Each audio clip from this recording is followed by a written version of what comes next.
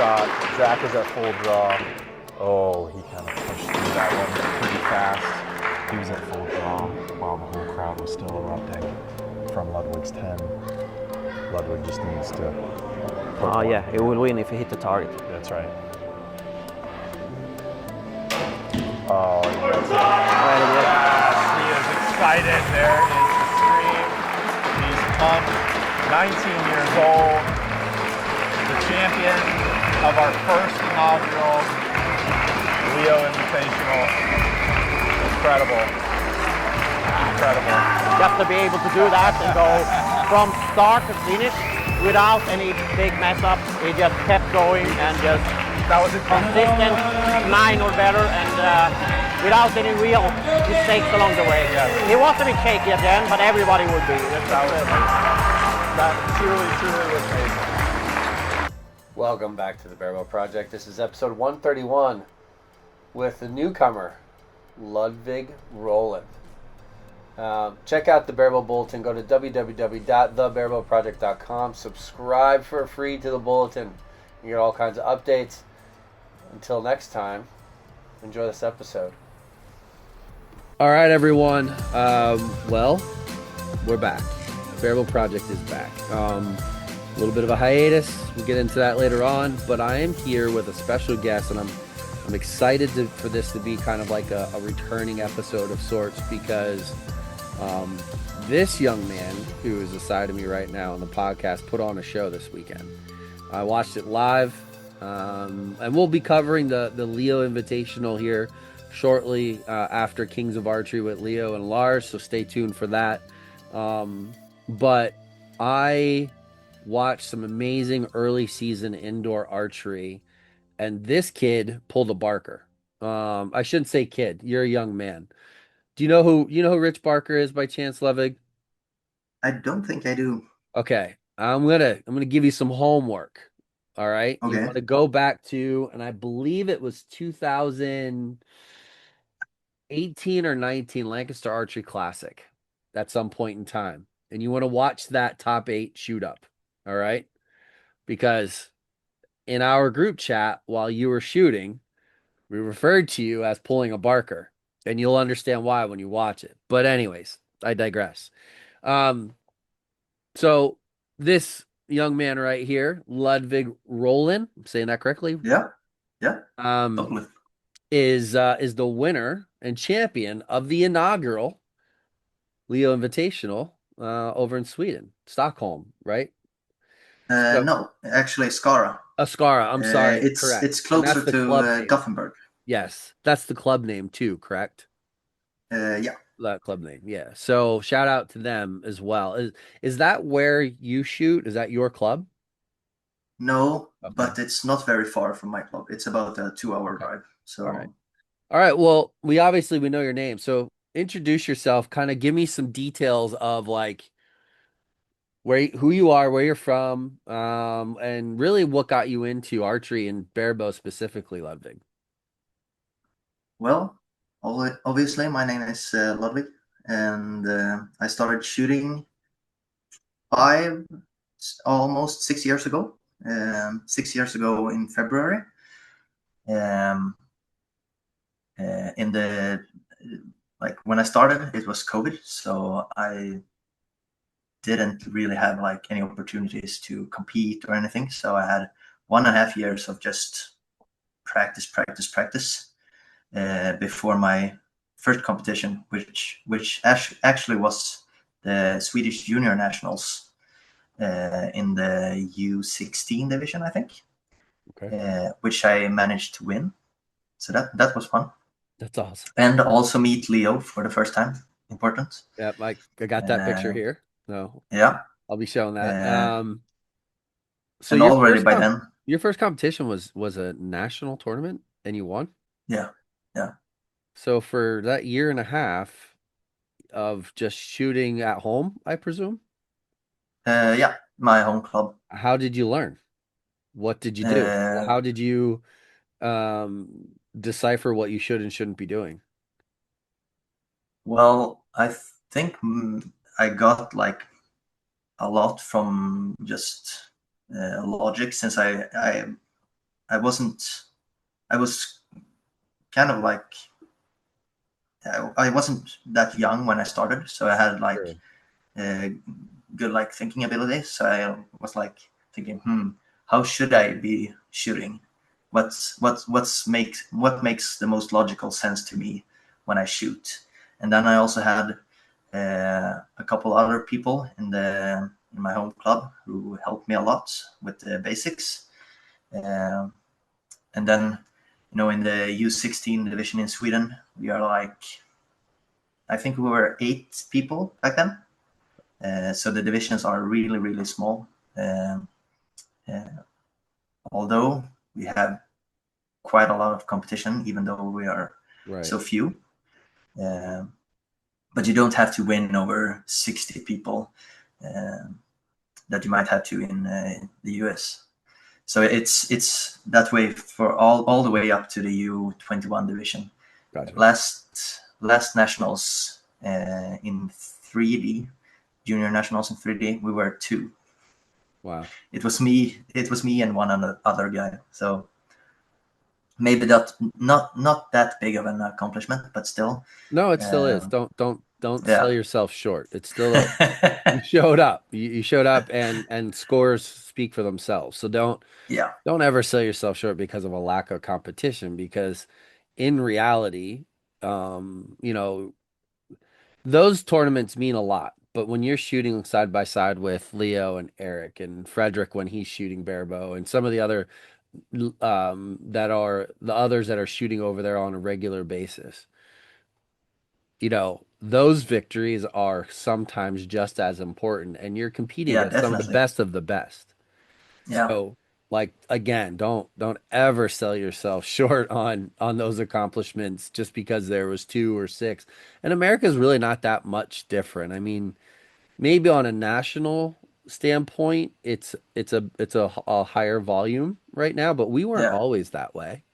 I mean, I'm telling you, 2017, it wasn't much different.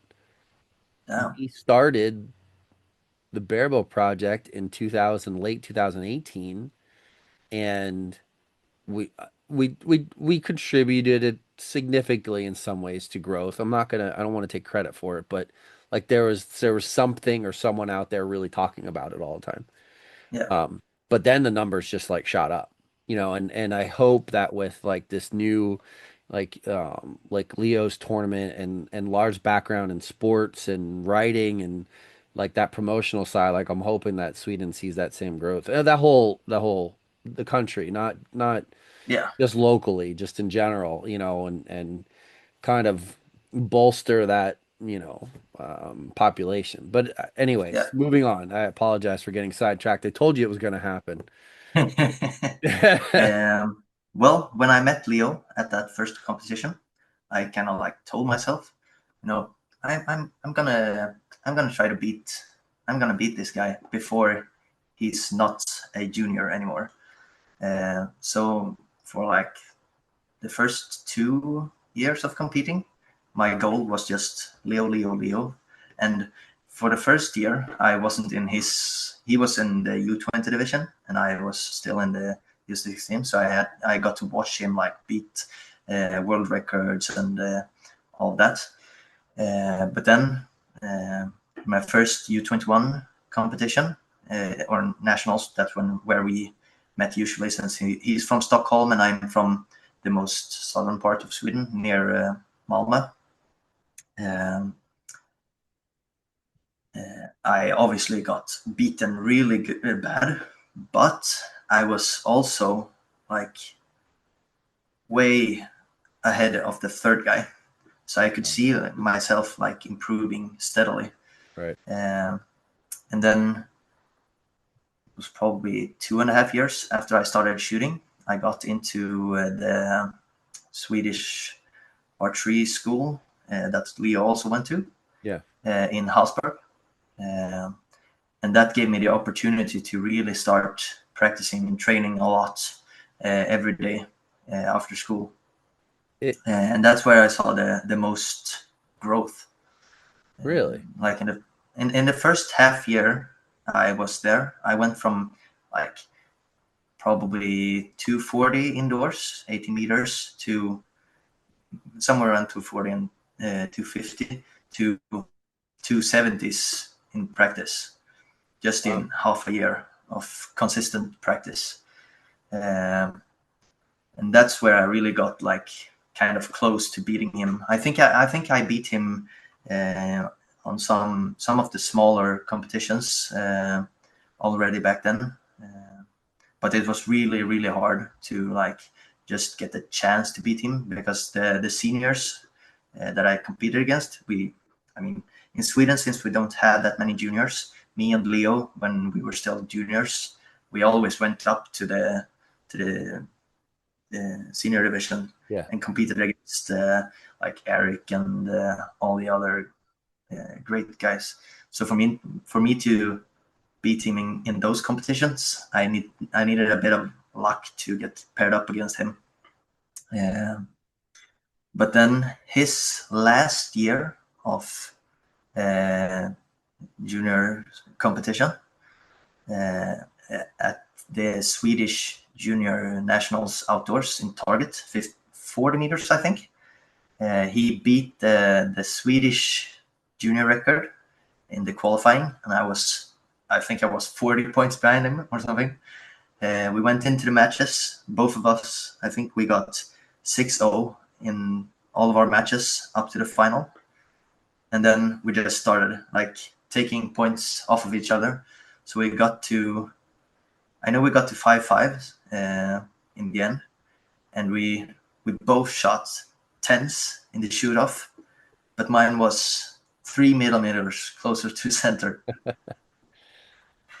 So that was my first win first and last win against him in a junior competition, which was amazing, and like a great, like that had been my goal for like my whole like archery career, and at that point. So getting that before he left the junior division was a great confidence boost.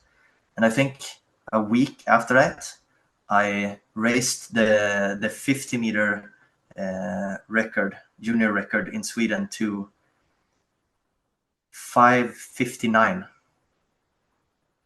at 50 meters. So I got a bit of a boost from that. But then I got a big dip a week after that at the Swedish Senior Nationals, where I shot, I think I barely got over 600. That was fun. I think that was 2020 or 2023. Okay.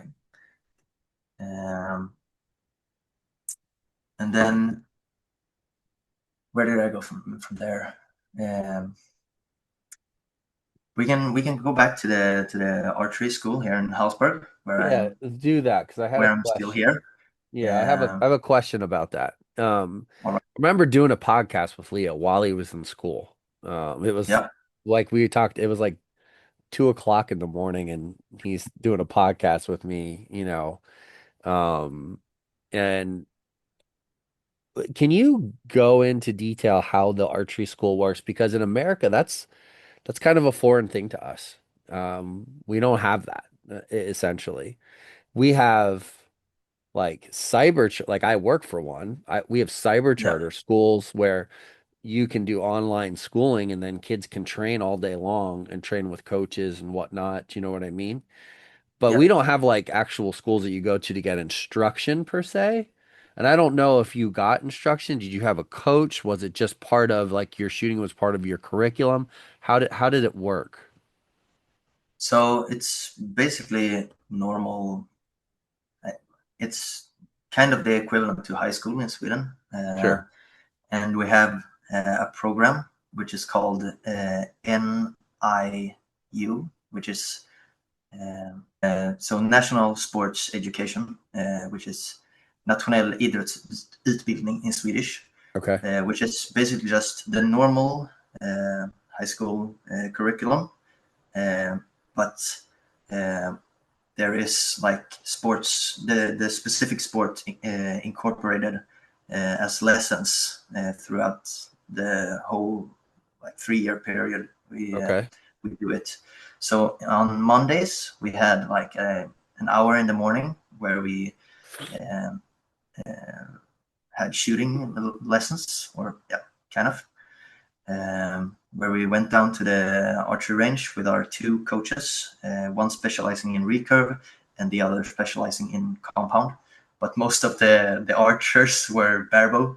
So, but the recurve, since it's Sweden, everyone knows Barebow, since everyone starts with Barebow over here. So they know the basics and how to get good at it, basically. And then on Fridays we have the same thing, 1 hour in the morning, and on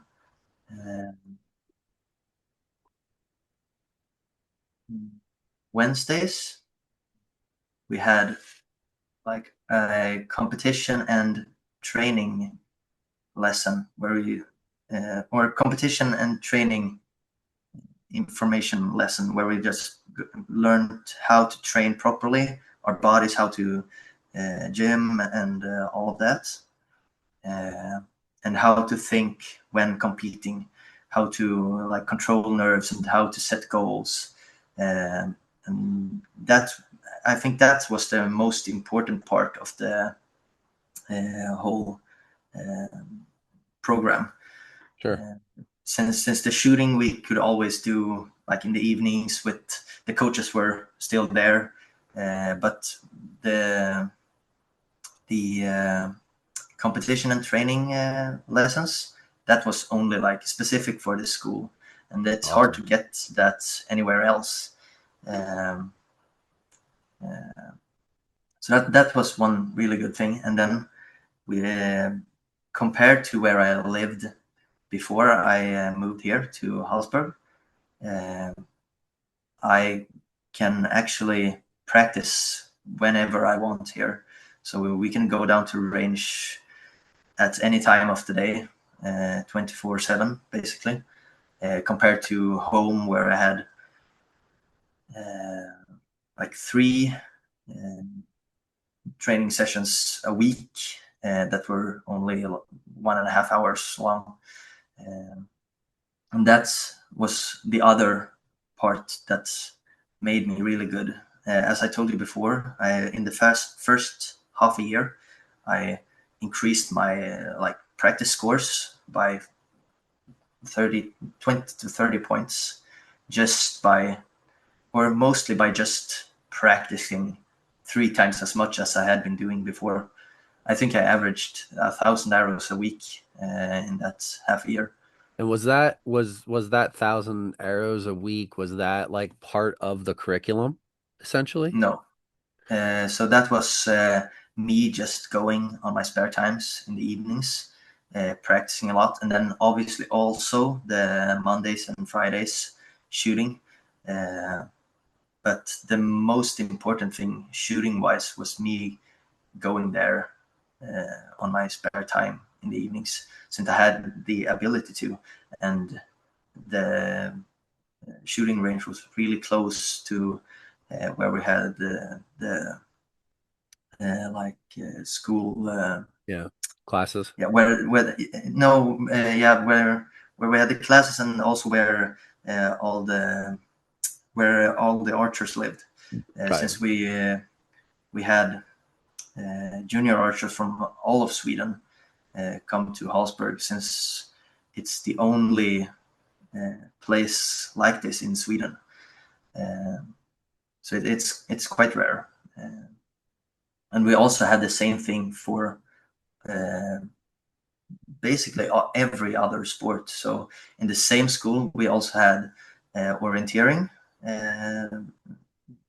who did the same thing in Monday mornings and Fridays and Wednesdays. And now they have added ice hockey and handball. Yeah. Nice.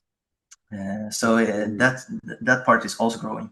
And when I went there, the average was for the average amount of archers for each grade was 3. So we were 2 in my group. So me and a girl named Lena. Then the year after me, there were 3, and the year after that, I think, 4. The year after me. Okay. But now it has grown a lot, and they are currently in total over those 3 years 12 people, and next year I think they're looking at 14 or 15 people in total. Wow. So that the whole like archery school is growing, That which is is awesome. great. That is really cool. Man, that would be so expensive here in America because there's no way they would do it unless somehow we incorporate that into like the cyber programs that I have, which kind of made a light bulb go on while we are having this conversation. So I appreciate that. I might have to have a conversation with a person or two, because I can see the value. There's without a doubt value in that, and I think Yeah, it's cool to be able to take a passion of a young person like yourself and combine that with education because it changes the approach to education because you get to do this thing that you love, you know what I mean? yeah, So it's it's a and it's you a know profound the idea, which there's some similar programs popping up in America right now. Like I'll give you an example. Like I'm a big basketball fan. I ref basketball, yeah, played basketball my entire life. And there's training academies that are popping up in America where kids do cyber. Like we have kids that are in my school. They do schooling at the training center and they just train all day long. So in between classes they're training. It's like it's a yeah. thing. And youth sports has definitely turned into a bit of a um what's the word? It's a business now, but Yeah. as opposed to, an education. I like the education aspect of that better. But anyway, so okay, so you really aren't a new guy on the block, really, even though you're 19. You're It's been a slow burn, kind you're of. yeah, right. That's a great way to describe it. You're a young, relatively seasoned veteran that's new to uh the senior stage per Yeah, se. on a kind on a of, kind on of. a outside of Sweden basis. Let's put it that way. So Yeah. so that's have you done any international competitions yet or no? That's the other thing with the school. The year I started, uh, they also started to going to uh, one big competition in Europe, Nimes archery tournament, like Oh, yeah, the yeah, yeah. World Series competitions. So I actually went there in my first year at the archery school and qualified third in the Barebow men's division, and got I lost in the first match, but it was my uh, international senior international debut, like uh, on Nice. a international competition, which was really like that was a confidence boost, and I I bet. learned like so much about um how much nerves can affect me and my shooting. Mm. Um, and that's mostly why I lost, since I had more nerves than I had ever had before. My knees were like moving this much when I was standing on the line, so I couldn't keep the point on the target even. Um, Too but funny. it was a really fun experience. And then we went back there the next year. Um, and also in my second year of high school, I went to Kings of Archery for the first time, Okay. where I made top 8 by the smallest margin possible. The Kings of Archery format is kind of similar to Vegas, where you shoot like in Vegas you shoot 30 arrows each day, but in Kings you start with 60 arrows. on the first day, and then you shoot another 30 arrows the same day as you have the finals. So in the first day, I ended up 12th, I think, and I had 12 points up to top 8, which was the cutoff for the showdown final thing. So in the second day, I knew I needed to climb 12 points and 4 positions to get into the final, and I was like, everything needs to hit, and I'm just gonna have to count on that the people in front of me make lots of mistakes, and people started missing some arrows. I remember the Italian Belotti, the really big. Daniel Uh, Bellotti. uh, He's Cinzia's coach. yeah, exactly. Yeah. Mhm. He had a miss at some point, and he was ahead of me. And I was like, "Yeah, this is my chance." And I got all my arrows in, and I passed like one after time in that 30 arrow span, and I actually like just about made it to top 8, and got to be in the final, which I lost since the format is kind of weird for Yeah. Barebow. Yeah. It's different. But that was my like second big like international tournament. Okay. So, well, that's good though. I mean, that's more than what a lot of I mean, in the American side, I would say Lancaster Classic is a semi-equivalent to Nîmes, except for the World Archery component to Nîmes. Um, you know, your nationals are similar to ours in some respect. It. I don't know.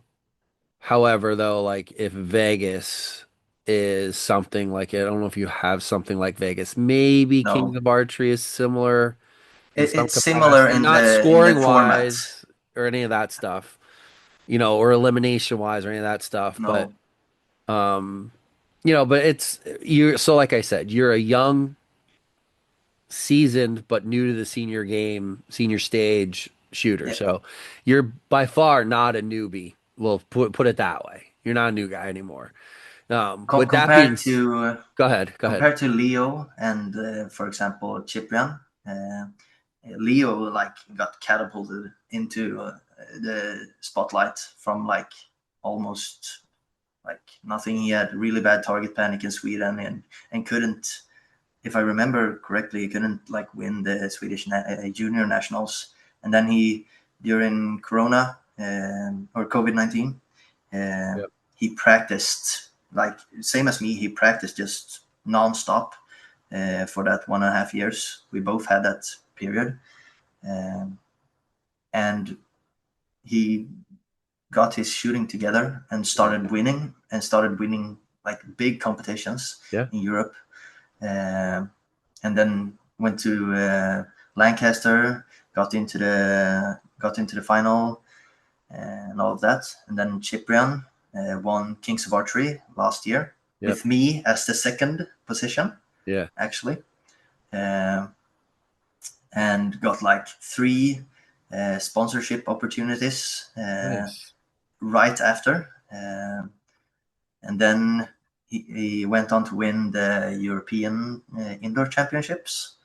Uh, and then now he's been struggling a bit, but I've just been slowly improving and getting up there. And then now Leo Invitational, I got my first big win where I Yeah. actually like made it all the way to Well, I was victory. gonna say like that. The Leo invite was like poof, created out of nowhere, Yeah, and it went from not existing to an extremely like I'm sure the viewership isn't going to be a Lancaster Archery Classic or any of that stuff, but like it's got the potential to be the Lancaster Archery Classic of Europe. Sweden or Europe, that area. You know what I Yeah, mean? To be yeah, that other tournament and to grow. And then you can't help but to notice the model of the tournament is what it is. But Yeah, it definitely is entertaining, to say the least. And it yeah, still is gonna give you those jitters. Like it's a new live competition. You had some Americans over there, which is exciting for the first one. yeah, Hopefully, it becomes more of a, maybe it's opened up in some regard to bring more shooters. I don't know how it's going to work. I has I'll talk to Lars. We talk pretty often. So, but nonetheless, I want to know, how did you prepare for the Leo Invitational? Like, what did your training, and I discuss this with everyone, and the reason I do it is because there's some common denominators amongst the better shooters in the world. Pardon the interruption, but we have to ask if you would be so kind as to support the Barebow Project through our Fourth Wall account. There are memberships there for some exclusive content and access to the Shooter School, as well as just our store. There's Barebow for Life, Relax, Barebow Happens, Channeling My Inner Demmer. There's multiple t-shirts and other items, sweatshirts, hoodies, everything there. That helps support the show. That helps promote Barebow. If you have it in you or the means, please help us out. Thank you so much from the bottom of my heart. Take care.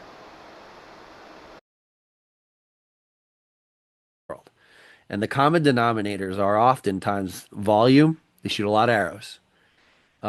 They're mentally strong. They're shooting with confidence because that's all that matters to them. None of the other distractions are part of it, and they know their equipment really well. It's typically like it's kind of one of those things. And I always like to get it from the shooter themselves. Like, how did you prepare? What were some of those key things that because you listen, dude, you looked as calm as can be while you're up there. I know that happens for everyone, but we were commenting in our group chat. I was and I said it. I was like, this kid is consistent. You weren't shooting 30 after 30 after 30, 29 after 29, but you were consistent. And like, it looked like you were just focused on keeping the same shot, and that was it. That's what it looked like from an outsider's point of view, watching on YouTube across the country or across the world. So yeah. can you comment on, how did you prepare, and like, how did you mentally get yourself to the end of your Barker train? I mean, you're totally right. When I shoot, the only thing I'm focusing on is just process, process, process. I didn't even most of the time I didn't even look at what the other guy shot. I looked at that after. Maybe if he, I saw, I heard if I heard the crowd like Yeah, be a bit more quiet. I looked over. It's a 6. I can, okay, so I can chill. I don't need tens, which like kind of removes the pressure a bit and then yeah, makes it easier to not shake. yeah, Uh, but for example, when me and Eric shot that 29-30 round, yeah, my only focus was just set my hand and then up, be stable, and then anchor, then relaxed release. yeah, That was my only focus, and I had no idea Eric had shot at 29, um, since I was so focused just get him in there because I don't have uh, any margin for arrow right now since I right, was about to lose. So I knew I needed to just perform, yeah, and when I know I need to perform, the only thing I can do is just follow my process to sure, 100% because I know it works, and that's what I do when I practice. I make sure my process is working, and then just make small tweaks to make it more consistent. Um and then, as I said earlier, my first half a year here in Hallsberg, I increased my volume probably by 3 times, uh, how which did just you do helped that? me. If you don't mind me interrupting, how did you do that? How did you increase your volume? Like, what did that look like? So before I came to Hallsberg, I had 3 opportunities a week for practice that were around 2 hours, maybe 1.5, 2 hours. Um, so on a good day, I might have gotten maybe 100 arrows in. So 300 arrows a week at best. It probably was closer to 150 a week. And then when I got here to Hallsberg, I had the opportunity to practice whenever I was able to practice. So right after school, I went down to the range, shot like a lot of arrows, just um, and until I felt I was satisfied, and that was often like 3 hours at least every single day, compared to 1.5, 3 times a week. So that's a doubling, since I doubled the time I spent on the range and I doubled the amount of practice sessions. And then I have obviously some rest days, Sure. so I didn't destroy my hands because it's Barebow. So There was a um, point. There was a point during the invite when you were up on the stage. I think you were talking to was it was it Zach or maybe I Matt? think it was Zach, And you but were that was talking actually about your about. fingers, something about your fingers. What were you saying to him then? I accidentally caught the fin of my arrow. It digged into my Oh, hand, oh, geez. so I got a bit of a like scratch on my Yeah. pointer finger. Right. Uh, but it didn't hurt that my shooting at all. So No, no. um, I was wondering what that that's was. great at least. Yeah, I was wondering what that conversation was because it was but it's a way for you to kind of even like calm yourself even more. Not that you needed it, Yeah, but a way to just, and th those are Matt and Zach they're really good guys. Like yeah, they I they're the noticed. current face of Barebow in America for sure. And amongst the others, I shouldn't say that in like there's more to include in that title, but um so the higher volume, all right. Was that just going and shooting scores every day? Was that going and shooting drills or holding drills or blind bail? Like what did that higher volume look like leading up to the Leo invite? So leading up to the Leo invite was actually mostly competitions. I had before I was at the European Field Championships Yeah. and 3D Championships.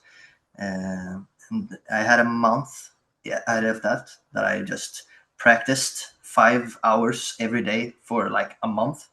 Oh wow. Uh, just making sure my process was as solid as possible. Yeah. So because I knew there was a lot of competition at both the junior field European junior field championships with Oliver Higgs, and then at the European 3D championships there, every European guy, like I met Cesar Verabringas in the quarterfinal, and then Simone Barberi was there, and yeah, everyone was there basically. So I knew I needed the process to be solid, Yeah. uh, and at that point I was out of work for that whole month because I finished my summer job and then was searching for a new job.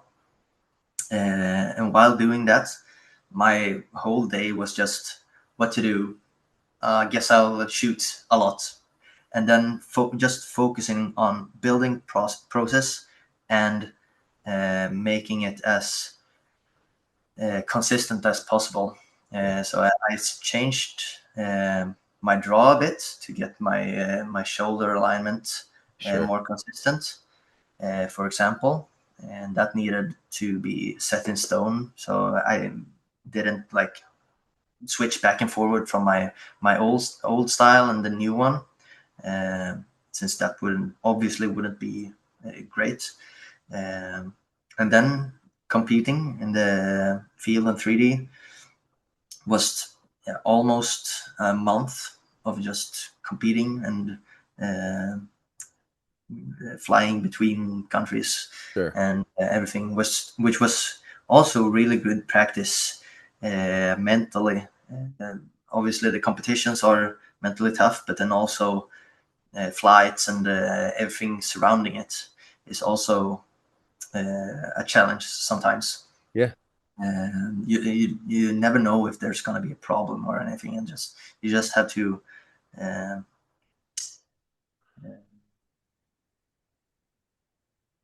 to focus on what you need to do and let the leaders and others take care of what they are there to take care of, basically. Right. And then I had a month, I think, between, or almost a month between European 3D Championship and Leo, which was where I had one indoor competition, which was the week ahead of Leo Invitational, Yeah. where I tuned in the thick arrows, made sure they were good, shot the competition ahead of Leo Invitational, shot a new PB with the thick arrows, boosting my confidence. I have still never been below 279 with the thick ones. This is the first season ever I'm using them, so I'm a bit sad that I didn't switch to them earlier. Well, But and notably, you shoot a three spot. You're shooting a three spot, and um, you kind of have to with the larger diameter arrows because it is nearly impossible to not lose points if you're consistently hitting the middle or yeah, consistently hitting the same spot. Like if your groups, you have your 9 ring, and if yeah, you're consistently, like I was watching your target, you could see on your 3 spots, like you were hitting the same general area with the first arrow, the second arrow. I think the third arrow hat was a little bit yeah. patterned That's where the out. nerves come in. The nerves, you get tired on that third arrow a little bit. Yeah, You lose focus a little bit because you're like, ooh, I got a 10 and a 9, and you get a little elevated and you bring yourself back down, whatever. But, more notably though, like the 3 spot, and it's funny, like, you shot it with total confidence.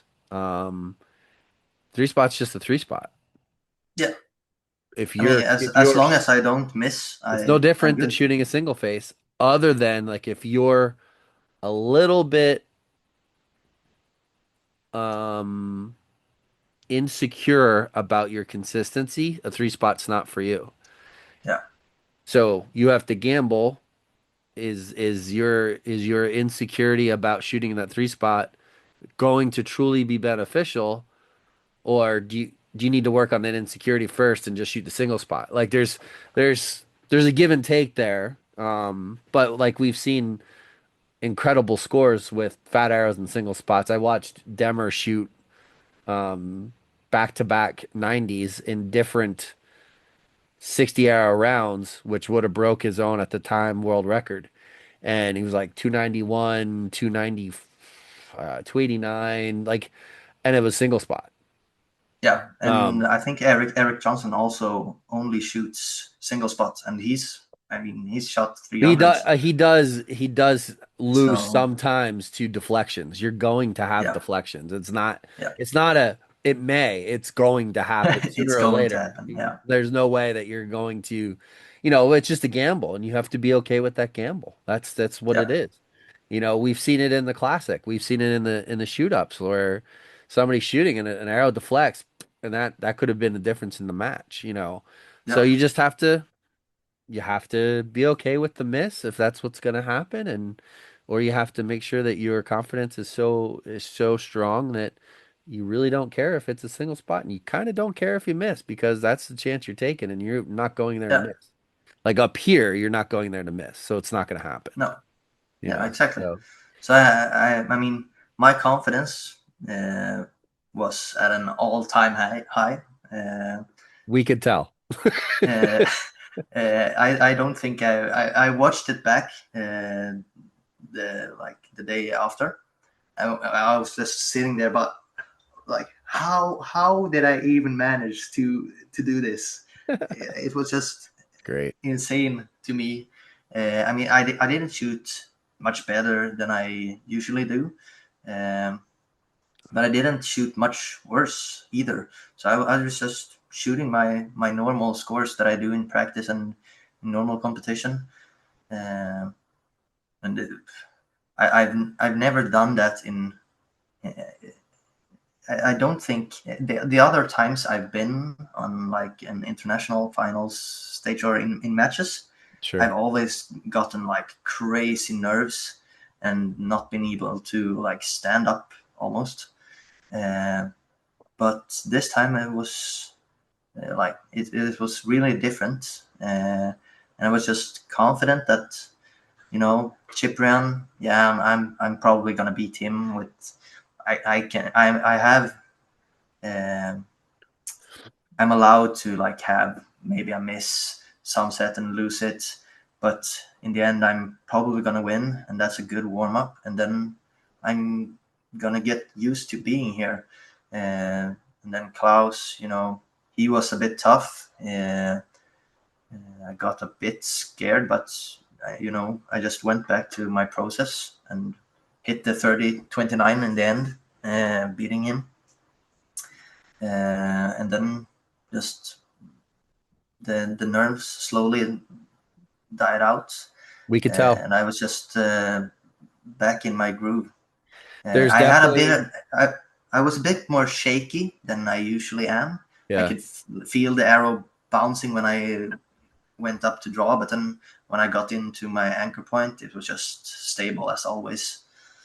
Um, there's definitely we also there's definitely a little you have when you come in the position that you're in, there is a bit of an advantage in a no warm up, no in a cold shooting atmosphere. Um, but you can tell like from because you shot exactly the same or better when you needed to from Yeah, the first match to the last match. Consistency wise, maybe scores fluctuate a little bit. They fluctuated when you need to get past Klaus. They fluctuate when you need to get past Eric. There were some ebbs and flows of some of the other competition here and there. But coming in cold is difficult, and yeah. you definitely put on a show. Whether you realize it or not at the time, you did afterwards. I can tell you that much. I have a video of it, which I'll put in the beginning of this episode, um, because it was just, dude, it was so cool. It was great. I loved watching it. It made me excited. I haven't really competed seriously in quite some time, just with injuries and stuff like that. And I'm sitting here watching this, like, and I'm getting pumped watching it happen. And like, it made me miss the sport, which is probably one of the reasons that we're sitting here right now. I know John Demmer just posted a video, like he started shooting already, getting ready for the classic.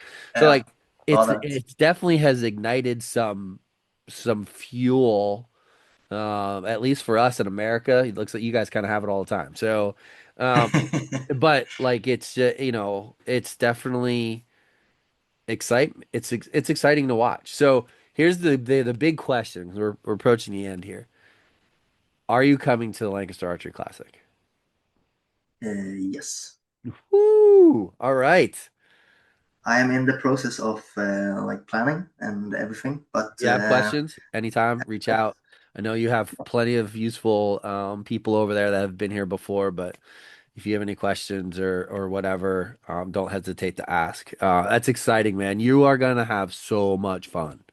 It is I it think is so too. an amazing tournament. Like just it's you'll never ever experience anything like it.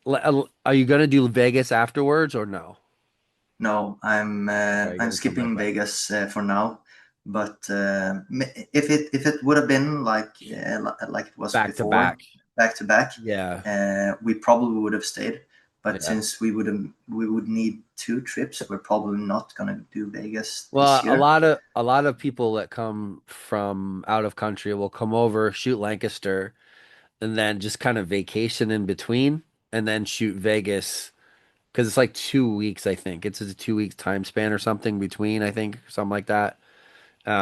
They'll just vacation for a few days and then go to Vegas but it's expensive. There's no Yeah. question there. It's not an easy trip to afford. Even Lancaster's expensive for you guys coming over. It's quite the undertaking. But well, I'm excited for you. I can't wait to meet you at Lancaster.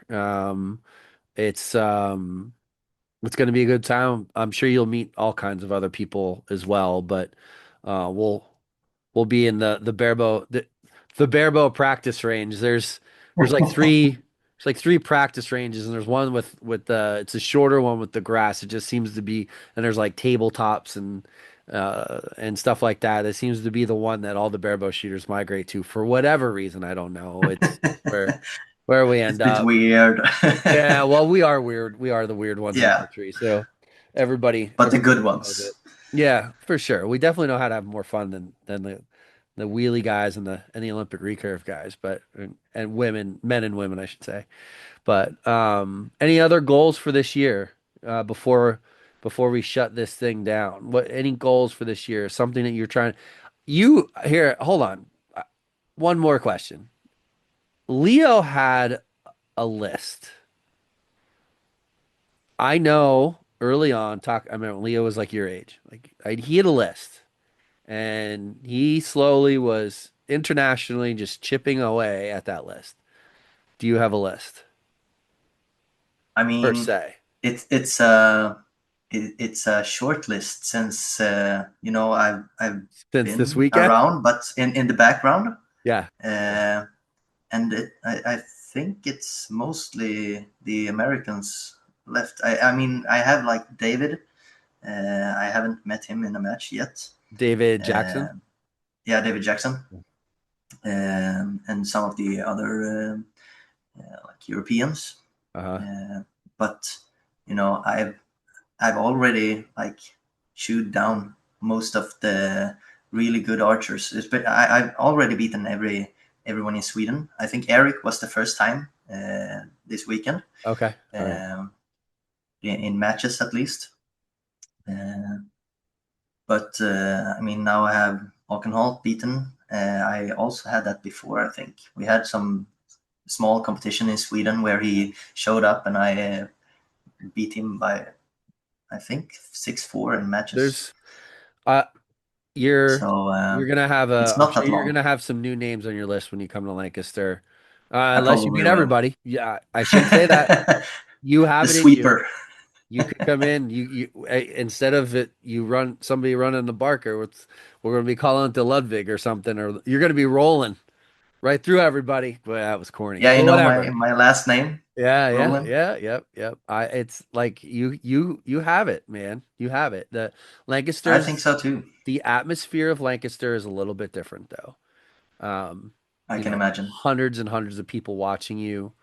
The lines, the lighting, just the overall activity. Like it's almost like an archery festival of sorts. There's just so much going on, which is what's cool about it. All of the Olympians are there, all of the Yeah, professionals are there.